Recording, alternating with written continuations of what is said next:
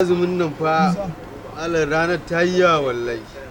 Gaskiya dai ni alhamdulillah ina yawo dai a ranar nan amma ba abun da yake mun wahala kamar yawon ranar nan. In dai na zanna inuwa dai bana jin azumi gaskiya. Wallahi inda ba dan ma da dan YouTube din nan ba da zaka rika dan kallon wasu abubuwa yan tashoshin nan su ba fatakiya suna dan sa wani dan abubuwa da za ka gani gashi nan da yan wa'azuzzuka.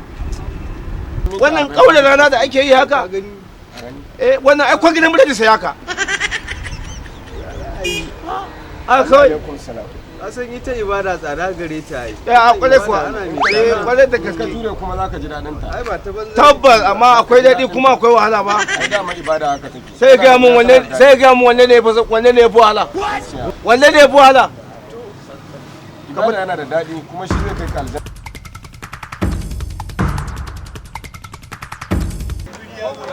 Ke samun na 50 da Allah kana ganin ni da babur din nan kai ka bari kawai sai a hankula ranar nan ce yau mutumi na ka bari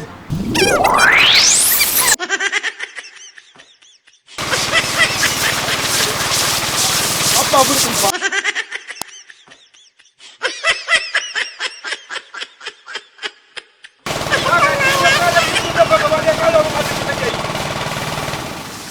wannan injin gaba da kala mun yunwa yake yi what haba don Allah duwan nabi Wai ko wahala azumi sai nake tambaya wai azumi saura ba. wai azumi nawa mun kai ne mutumi na Ina ga ya shan wahala.